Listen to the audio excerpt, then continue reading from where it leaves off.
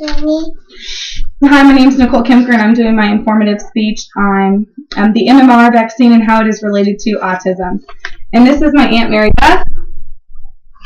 Okay. Here's Kyla, my daughter. You want to see? Look at them. Oh, sweet.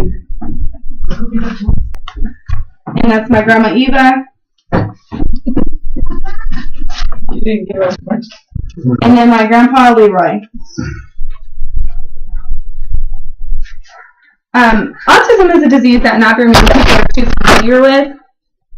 And although many people have heard of it, they're not usually aware of what the disease entails.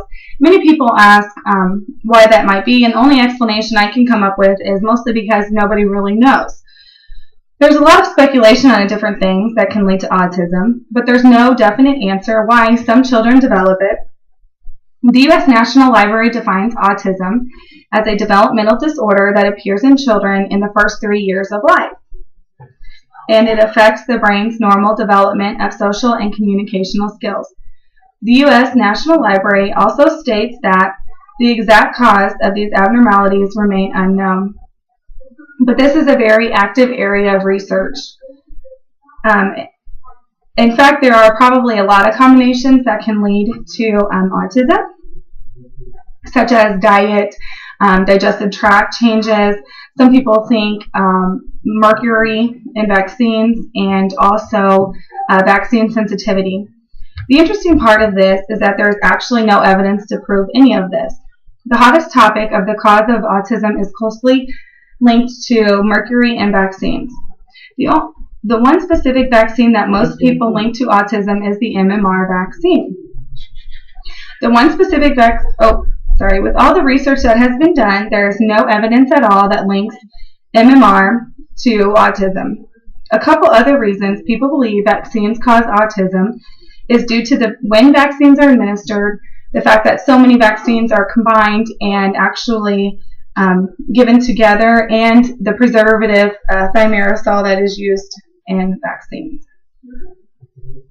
The first issue I will discuss is the MMR vaccine and the false belief that it contains mercury. There are two different types of mercury. There is a methyl mercury, which is found in your foods, the environment, animals, and humans, and that is a mercury that can become toxic to people. This is not the type of mercury that is found in vaccines. The mercury that is found in vaccines is ethyl mercury, and in fact, it is actually only in the influenza vaccine since 2001 and is not in any other vaccines.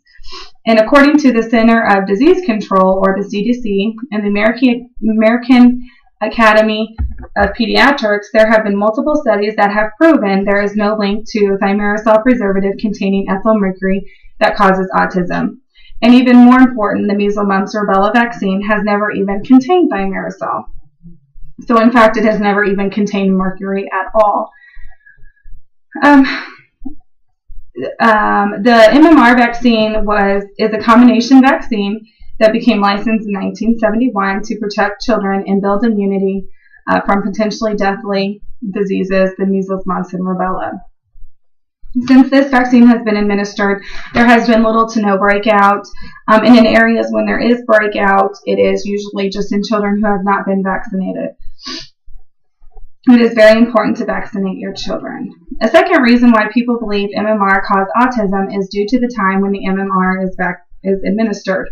It is recommended that the MMR is given to children in 2 doses. The first dose is usually administered between 12 to 15 months, and the second dose is administered to children between the ages of 4 and 6.